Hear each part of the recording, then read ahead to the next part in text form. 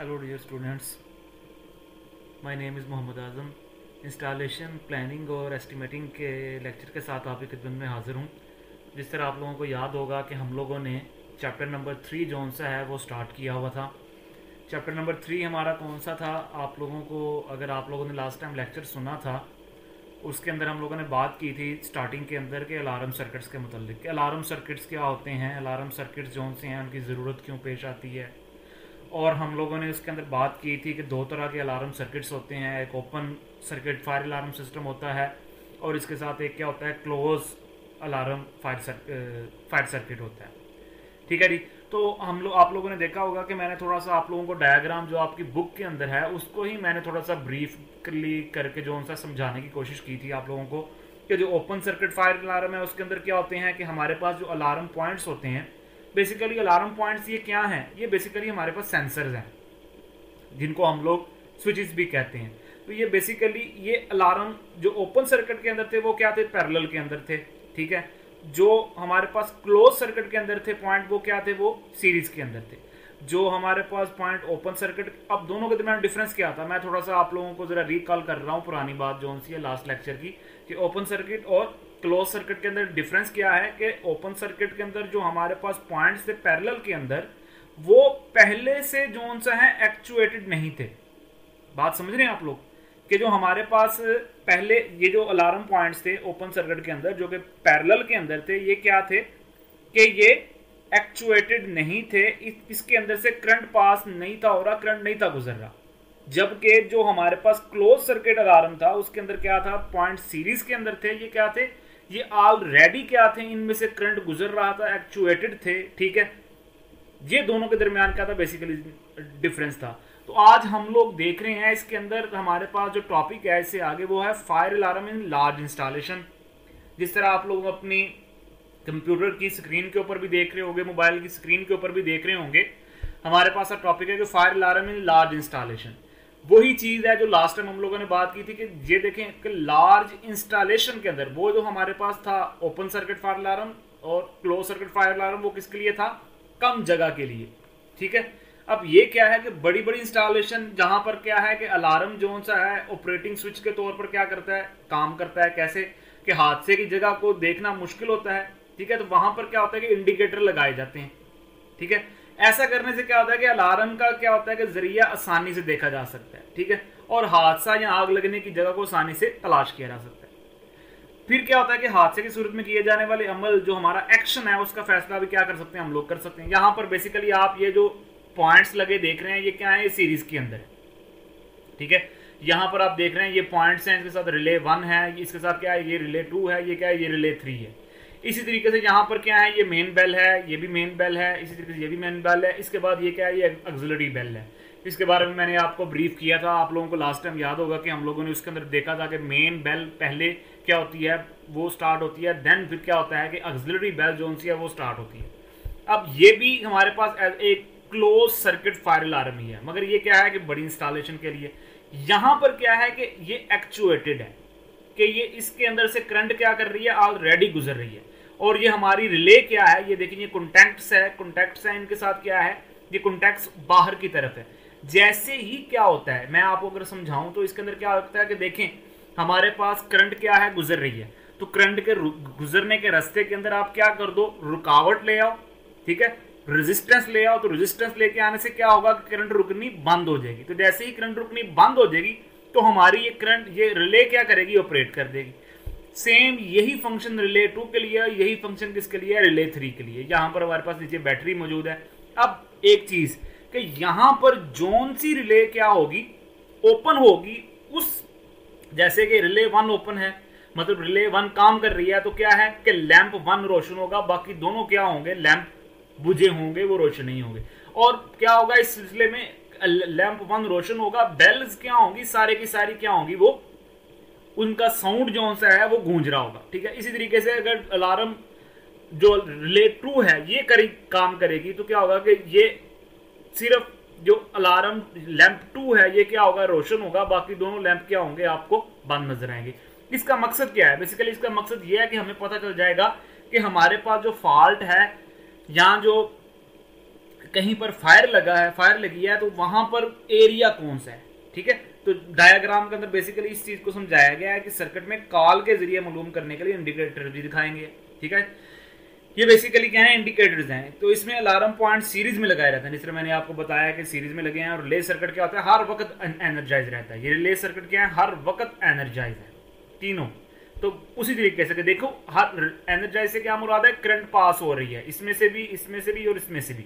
तो current pass हो रही है, तो कैसे ही अमल कैसे करेगा कि देखेंगे जैसे ही रेजिस्टेंस पेश आएगी तो क्या होगा, यहाँ पर चलने वाली करंट रुक जाएगी, ठीक है। तो उसको पता चल जाएगा कि मैंने क्या करना है, अब यहाँ पर कॉन्टैक्ट जो सा है मैंने मिलाना है, और जो जिस जगह पर कॉन्टैक्ट मिल रहा है उस रिले का लैंप क्या है वो जल जाएगा, रोशन हो जाएगा, और सारी की सारी जो बेल्स हैं वो क्या हो जाएंगी, ऑपरेट होना शुरू हो जाएंगी, ठीक है जी।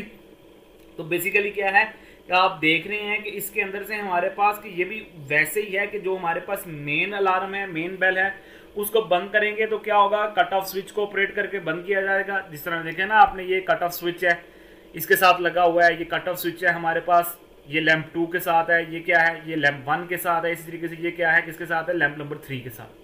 तो ये हमारा जो सारे का सारा सिस्टम है, ये क्या है, बेसिकली वैसे ही है जैसे क्लोज सर्किट फायर अलार्म आप लोगों ने पढ़ा था, मगर अब ये क्या है कि मल्टीपल है, ठीक है, बड़ी इंस्टॉलेशन के लिए लगा दिया है, ठीक है। बेसिकली जो काम करने का इसका मकसद है, जो काम करने का इसका फंडामेंटल है, वो वही है, ठीक है। जिस तरह मैंने आपको बता रहा हूँ कि रिले नंबर 1 की कॉइल क्या है, डी एनर्जाइज होकर क्या होती है, एनर्जाइज तो पहले ही है, तो डी एनर्जाइज होकर वो क्या करेगी कि साउंडर सर्किट को इंडिकेटर के जरिए मुकम्मल कर देगी, इंडिकेटर के जरिए मुकम्मल की देगी, और क्या होगा, लैंप 1 रोशन हो जाता है और तमाम घंटियां क्या करनी है, बजना शुरू कर देती हैं। अब अगर कोई और अमल ना किया जाए तो क्या होता है कि बेल्स बगैर रुके बढ़ती रहेंगी जब तक असल ओरिजिनल अमल वाले पॉइंट को दोबारा असली हालत में ना लाया जाए, ठीक है। जो पहला ऑपरेटिंग पॉइंट है वहां पर ना लाया जाए तो वो क्या होगी, सारी की सारी ओरिजिनल बेल्स बढ़ती रहेंगी। और अगर मेन बेल को बंद करना दरकार हो तो क्या होता है कि कट ऑफ स्विच को ऑपरेट करके बंद कर देते हैं। ये कट ऑफ स्विच है, इसको ऑपरेट करके क्या किया रहता है, इसको बंद कर दिया रहता है। लेकिन क्या होता है कि जैसे कट ऑफ स्विच को आप बंद करेंगे तो इमदादी घंटी जो ऑक्सिलरी बेल है वो बजना शुरू हो जाएगी, ठीक है। इस सूरत में इंडिकेटर लैंप क्या होगा, अगेन रोशन रहेगा। ऑक्सिलरी बेल को बंद करने के लिए क्या होता है कि ओरिजिनेटिंग जो पॉइंट है उसको दोबारा रीसेट, दोबारा सेट करके किया जा सकता है। ऐसा करने से कट ऑफ स्विच दोबारा अपनी असली हालत में खुद का तरीके से काम करना शुरू कर देता है। ये है हमारे पास क्या है, इसके बाद है, और इसके बाद है हमारे पास ऑटोमेटिक ऑपरेट होने वाले फायर अलार्म। ऐसे अलार्म जो हरारत या आग को महसूस करके ऑटोमेटिक ऑन या ऑफ हो जाए, उसको ऑटोमेटिक ऑन हो जाए, ऑटोमेटिक फायर अलार्म कहलाते हैं। इसमें क्या होता है कि इसमें एक हसास रिले होती है जो हरारत और इसकी रोशनी से ऑपरेट होकर अलार्म पॉइंट को ऑन कर देती है, जिससे सायरन क्या होते हैं, बजना शुरू हो जाते हैं। इसके बाद हमारे पास आज का दूसरा टॉपिक है इसके अंदर, that is a sprinkler. Sprinkler basically कहते हैं फवारे को, मतलब ऐसी चीज जिससे क्या है, पानी निकल रहा है, ठीक है। आप कह सकते हैं कि हमारे, अब ये स्प्रिंकलर मैं आपको थोड़ा सा यहां पर इसका आइडिया दे देता हूं कि देखें, ये डायग्राम है आपकी बुक के ऊपर, तो यहां पर लिखा भी हुआ है कि spray system for oil field power transformer. ये हमारे पास एक ट्रांसफार्मर है, इसके अंदर क्या है, ऑयल जोन सा भरा हुआ है, ठीक है। तो क्या होता है कि ये जो अंदर मौजूद ऑयल है, ये क्या होता है कि ये गर्म होता है, इतना ज्यादा हीट अप हो जाता है कि इसको क्या करना पड़ता है, इसको ठंडा करवाया जाता है। तो ठंडा करवाने के लिए क्या किया जाता है, इसके साथ स्प्रिंकलर जोन से हैं जो फवारे हैं वो क्या किया जाते हैं, उनको इस्तेमाल करवाया जाता है। इस तरीके से नोजल्स होती हैं, इन नोजल्स की मदद से क्या किया जाता है, इनके ऊपर हम लोग पानी की जो बौछार है वो क्या करते हैं, वो करवाते हैं। तो क्या होता है, इसकी बॉडी जोन सी है, ये जो हमारे पास ट्रांसफार्मर बॉडी है, वो जाहिर बात है वो कूल होती है, और उसके अंदर जो मौजूद ऑयल है वो भी किसी हद तक क्या हो जाता है, कूल हो जाता है। ये बेसिकली इसका मकसद है। बाकी आप अपनी बुक के अंदर भी इसको देख सकते हैं।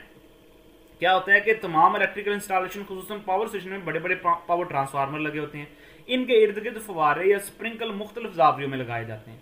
मकसद इनका क्या होता है, किसी भी नागहानी सूरत हाल, धुआं या हरारत बहुत ज्यादा होने की सूरत में खुद ब खुद क्या होते हैं, ये चलना शुरू होते हैं। अब इनको कैसे पता चलता है, ये ऑटोमेटिकली यहाँ पर बेसिकली क्या है, सेंसर लगे हुए हैं, स्मोक डिटेक्टर लगे हुए हैं। स्मोक डिटेक्टर समझते हैं ना, कि जो आग को कहीं पर स्मोक है, धुआं उठ रहा है, उसको वो क्या करेंगे, वो डिटेक्ट करेंगे, ठीक है। तो जैसे ही एक होता है, जैसे ही उनको पता चलता है तो वो कहता है वो खुद ब खुद चलना शुरू हो जाते हैं। उन फवारों या स्प्रिंकलर के जरिए प्रेशर के साथ पानी ट्रांसफार्मर पर पड़ता है जो आग बुझाने में मदद करता है। ये फवारे क्या करते हैं, घूमते हुए चारों तरफ में पानी फेंकते हैं। जिन आलात के साथ स्प्रिंकलर लगाए रहते हैं, इनके सेंसर्स भी लगाए जाते हैं, इनके साथ सेंसर भी लगाए जाते हैं। तो स्मोक डिटेक्टर मैंने आपको बताया जो कि क्या होते हैं, स्मोक डिटेक्टर या हीट डिटेक्टर की शक्ल में होते हैं। हीट ज्यादा हो रही है, वो हीट को डिटेक्ट करेगा और फौरन से क्या करेगा, उसको स्प्रिंकलर को बता देगा, तो स्प्रिंकलर क्या करेगा, उसके ऊपर पानी की बुछार करना शुरू कर देगा। ये तमाम आलात क्या है, इलेक्ट्रिकली काम करते हैं। इनका सेंसर का ताल्लुक बजरिया इलेक्ट्रॉनिक सर्किट और रिले एक सोलिनॉइड वाल्व से होता है। समझ रहे हैं आप लोग। तो इसके ऑपरेशन के अंदर आप लोग देख सकते हैं कि जब कोई बरकी आला मुसलसल इस्तेमाल की वजह से बहुत ज्यादा गर्म हो जाता है या बहुत ज्यादा गर्म होकर धुआं देने लगे, तो इस आले के साथ लगे हुए सेंसर जो हीट डिटेक्टर या स्मोक डिटेक्टर की शक्ल में होते हैं, हद से बढ़ने वाले दर्जा हरारत या आले से निकलने वाले धुएं को महसूस करके सेंस करके हैं। सेंसर डिटेक्टर से मिलने वाला ये सिग्नल किसको जाता है, इलेक्ट्रॉनिक सर्किट के जरिए एम्पलीफाई होता है, जिससे रिले ऑपरेट होकर सोलिनॉइड वाल्व को खोल देती है। सोलिनॉइड वाल्व जैसे ही खुलता है तो क्या होता है कि वाटर पंप क्या होते हैं, चलना शुरू कर देते हैं। वाटर पंप के चलने से क्या होता है कि प्रेशर के साथ पानी मुतअद्दिद स्प्रिंकल फवारों से निकल कर क्या होता है, जायद हरारत वाली या धुआं छोड़ने वाली इंस्टॉलेशन पर फौरन फवार की शक्ल में क्या करता है, लगता है, जिसके नतीजे में इसका दर्जा हरारत क्या होता है, तेजी से कम होने लगता है। दर्जा हरारत महफूज हद तक आने या धुआं खत्म होने के बाद सोलिनॉइड वाल्व क्या होता है, ऑटोमेटिकली बंद हो जाता है। ठीक है, इस तरह स्प्रिंकलर इस वक्त तक काम बंद कर देते हैं जब तक दोबारा दर्जा हरारत जो है वो पहले वाला दर्जा हरारत जो नॉर्मल टेम्परेचर है वो नहीं पहुंच जाता। तब तक क्या होता है कि स्प्रिंकल जो फुहारे हैं वो इसके ऊपर पानी फेंकते रहते हैं। होप सो आप लोग इस चीज को समझे होंगे। अगर किसी भी किस्म का आपका क्वेश्चन है रिलेटेड टू दीज टॉपिक्स तो आप feel free to ask the question, आप पूछ सकते हैं। और मैं उम्मीद करता हूँ कि आप सब लोग अपने घरों के अंदर हिफाजत से और ठीक तरीके से होंगे। Stay home and stay safe. और आपको जो असाइनमेंट हम लोग दे रहे हैं वो आप टाइम पे जमा करवा रहे होंगे। Good bye.